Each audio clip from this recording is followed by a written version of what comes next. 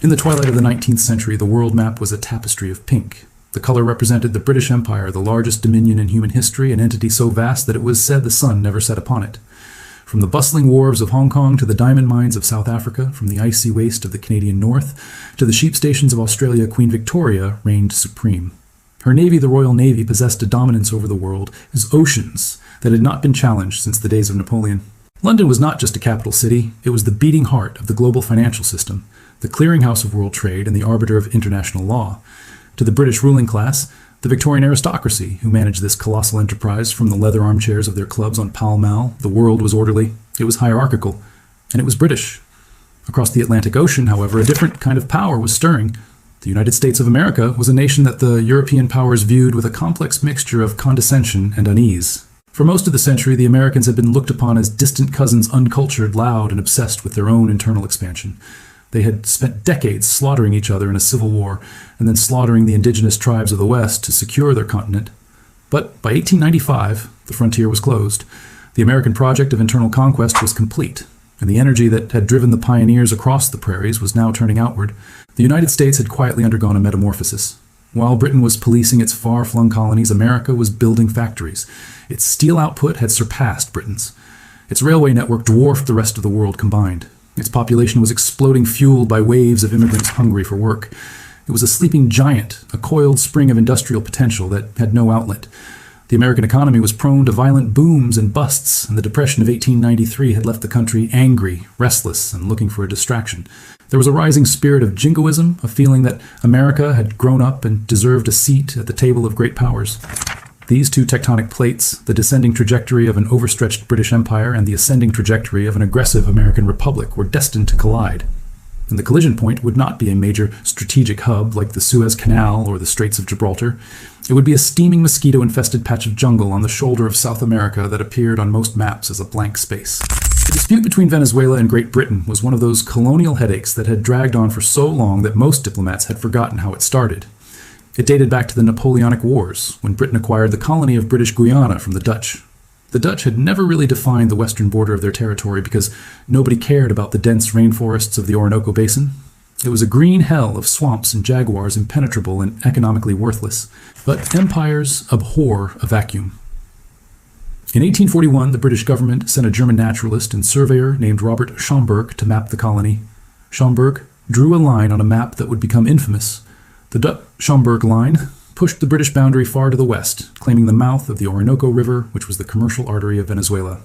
The Venezuelans protested. They pointed to old Spanish maps that showed their territory extending all the way to the Essequibo River.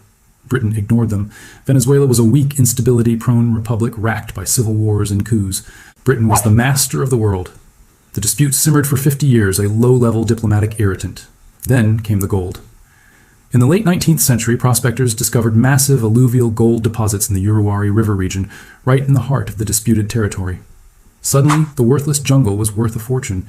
The largest gold nugget ever found, famously weighing over 500 ounces, was pulled from that mud.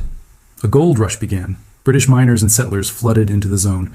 The British government, sensing revenue and strategic advantage, formalized its claim to the Schomburgk line, and then pushed even further, claiming an additional 33,000 square miles of territory. For Venezuela, this was an existential threat. The British were not just taking jungle, they were threatening to take control of the Orinoco Delta, which would effectively give them a stranglehold over the Venezuelan economy. The Venezuelan government was desperate. They severed diplomatic relations with Britain in 1887. They appealed to the European powers for help, but nobody wanted to offend London. Venezuela realized it had only one card left to play. It had to drag the United States into the fight. The Venezuelan government hired a former American ambassador named William Scruggs as a lobbyist. Scruggs was a master of propaganda. He wrote a pamphlet titled British Aggressions in Venezuela, or The Monroe Doctrine on Trial. He distributed it to every congressman, every senator, and every newspaper editor in Washington. His argument was simple and inflammatory. He claimed that Britain was violating the sacred principle of American foreign policy, the Monroe Doctrine. The Monroe Doctrine, declared by President James Monroe in 1823, stated that the American continents were henceforth not to be considered as subjects for future colonization by any European powers. It warned that any attempt by Europe to extend its system to this hemisphere would be viewed as dangerous to the peace and safety of the United States. For 70 years, the doctrine had been largely theoretical. The U.S. Navy was too small to enforce it against the likes of the Royal Navy. But Scruggs's pamphlet landed in Washington at the exact moment when the United States was looking for a fight. The President of the United States was Grover Cleveland. Cleveland was a Democrat, a conservative, and a man known for his stubborn integrity. But he was politically besieged. The economy was in ruins. There were strikes and riots across the country. His party was losing ground to the Republicans, who were accusing him of being weak on foreign policy. Cleveland needed a win. He needed to show that he could stand up for American interests. His Secretary of State was a man named Richard Olney. Olney was a corporate lawyer from Boston, a man with a bulldog temperament and a deep belief in American exceptionalism. He looked at the map of South America, and he didn't see a border dispute. He saw a test. If Britain could simply redraw the map of Venezuela whenever it found gold, then the Monroe Doctrine was a dead letter. It meant that the United States was not the paramount power in its own backyard. In the summer of 1895, Olney sat down at his desk in the State Department and drafted a diplomatic note to the British government. It would become one of the most famous and aggressive documents in the history of American diplomacy. It was essentially a legal brief for American hegemony. In the note, Olney didn't just ask Britain to arbitrate the dispute, he lectured them. He wrote that the United States is practically sovereign on this continent, and its fiat is law upon the subjects to which it confines its interposition. Think about those words. Its fiat is law. It was a breathtaking assertion of power. Olney was telling the British Empire that in the Western Hemisphere, the United States was the supreme authority. He argued that the British refusal to arbitrate the border was a form of aggression and a violation of the Monroe Doctrine. He demanded a reply.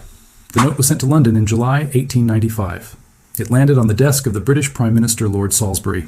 Salisbury was a relic of an older age. He was a bearded, aristocratic giant, a man who conducted diplomacy with the weary cynicism of someone who had seen it all. He was both Prime Minister and Foreign Secretary. He viewed the United States as a boisterous, culturally inferior upstart. He read Olney's note with a mixture of amusement and irritation. He dismissed its arguments as legal nonsense. The Monroe Doctrine, he correctly noted, was not a part of international law.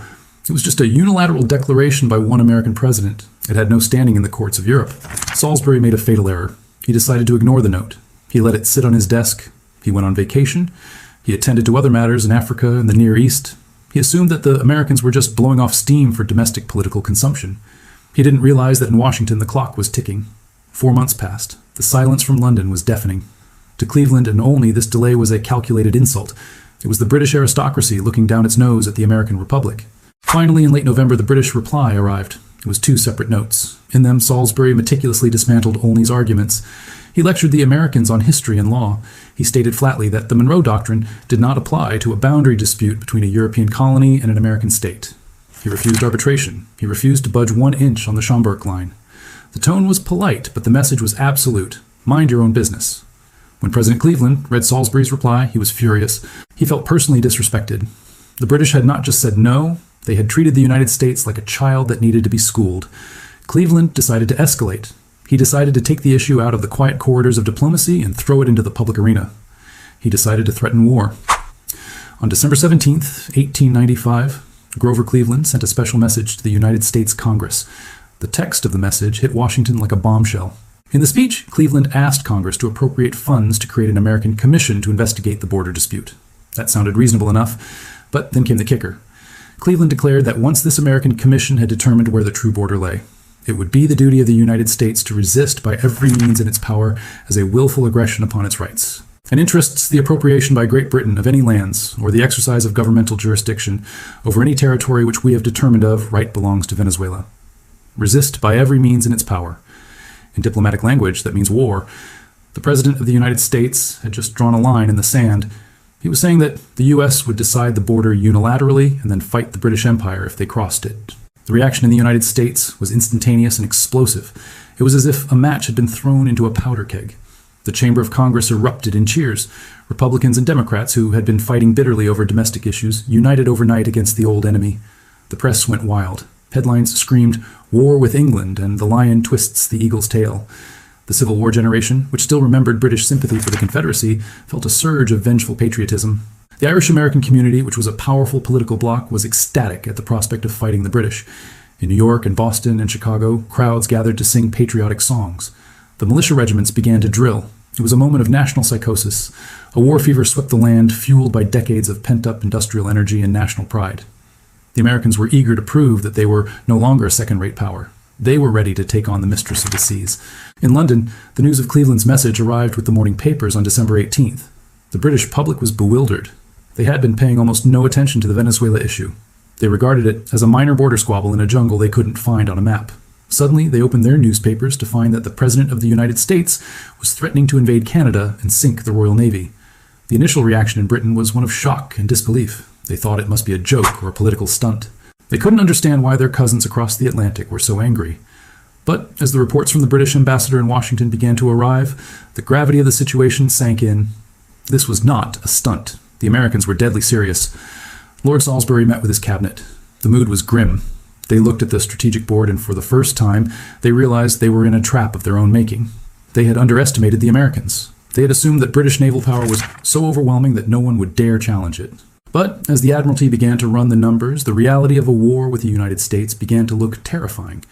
Yes, the Royal Navy was larger, but its ships were scattered all over the globe, protecting trade routes from Suez to Singapore.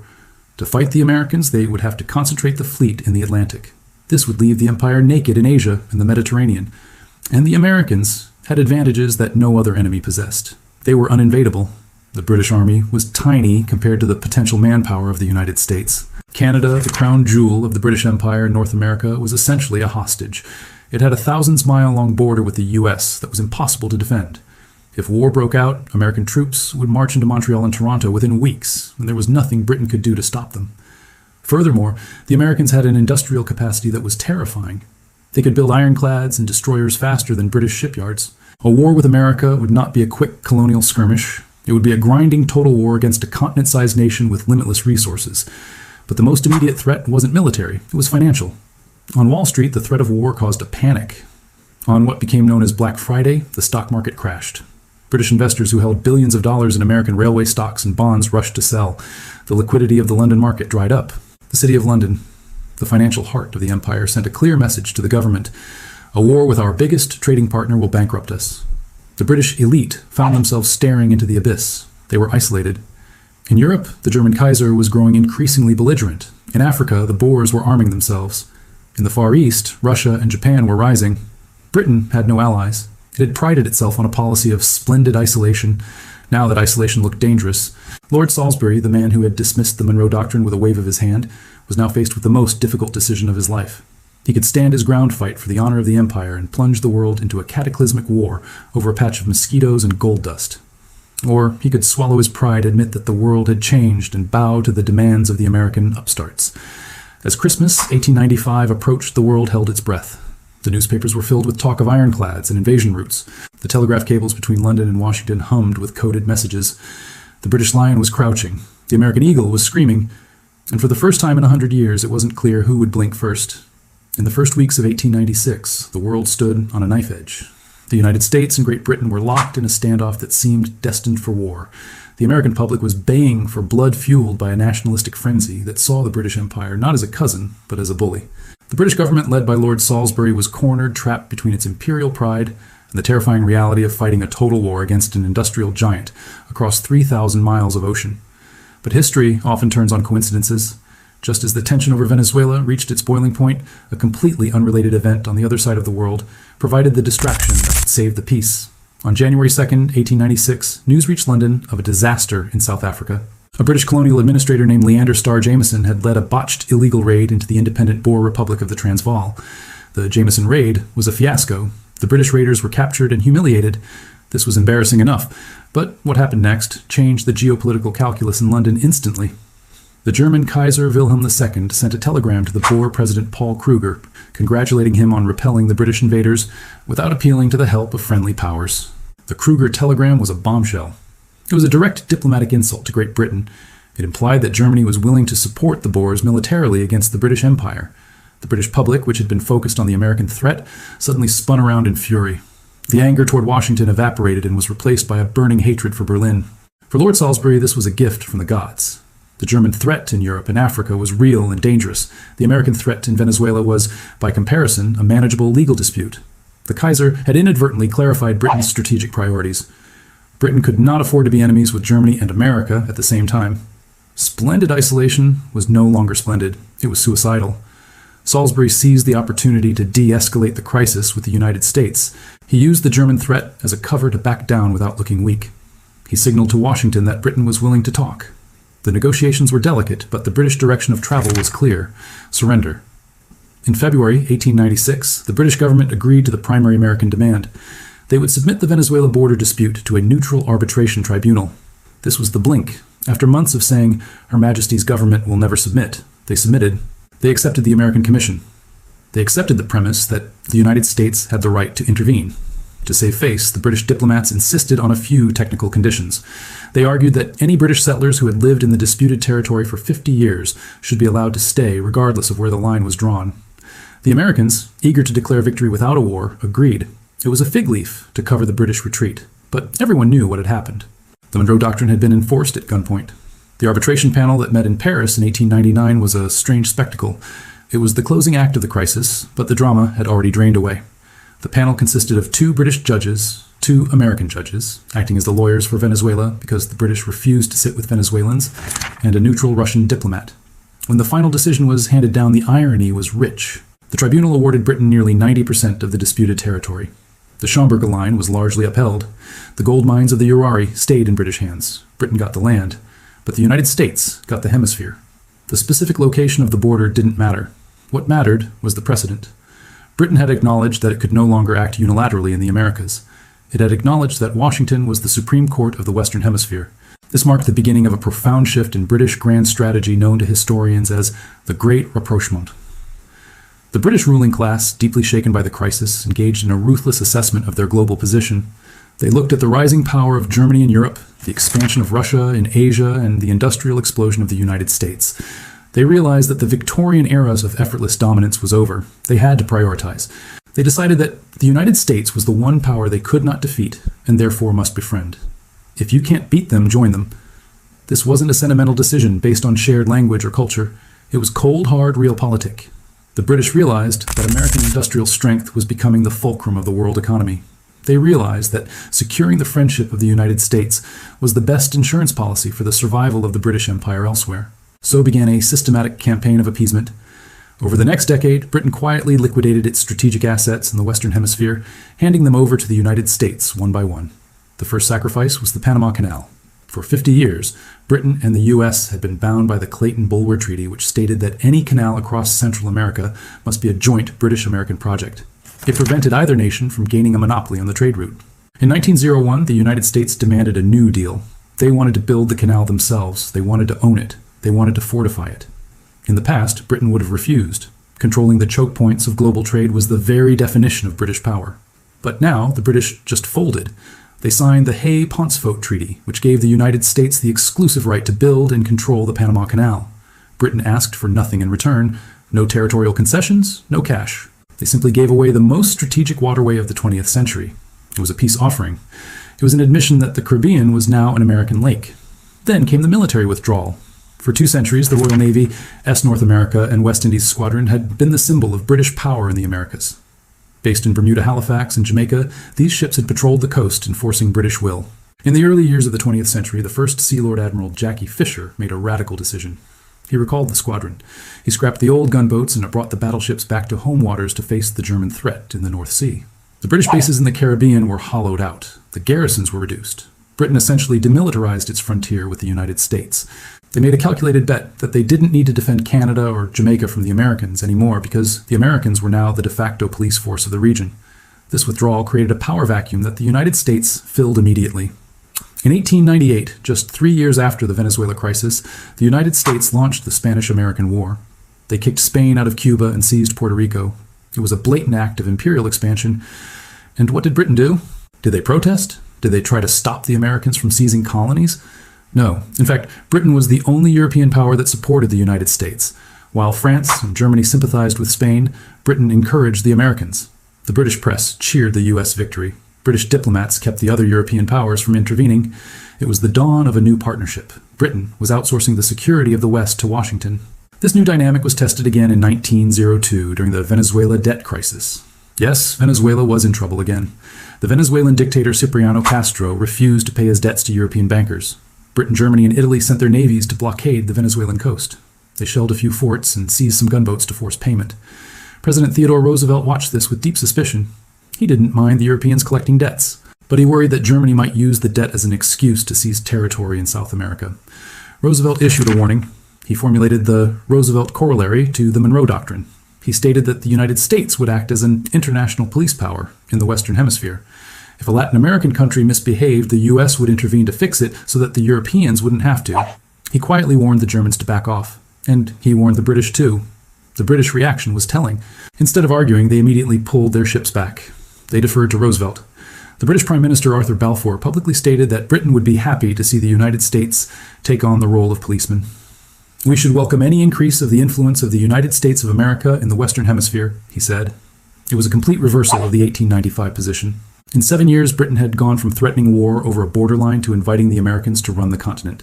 The consequences of this great rapprochement defined the 20th century. By avoiding war in 1895 and cultivating a junior partnership, Britain secured the ultimate ally. When World War I broke out in 1914, Britain was financially exhausted within 2 years. As we saw in our previous stories, it was American loans and American industry that kept Britain fighting. If the Venezuela crisis had gone differently, if the two nations had remained enemies, the United States might have stayed neutral or even favored Germany. Instead, the special relationship forged in the humiliation of 1895 saved Britain from annihilation. But it saved Britain as a nation, not as a superpower. The Venezuela crisis was the moment the torch was passed. It wasn't a ceremony, it was a confrontation. The British Empire looked into the eyes of the American Republic and saw its own future. It saw a nation with more steel, more coal, more people, and more money. And it made the rational choice to step aside. The psychological impact on the British ruling class was profound.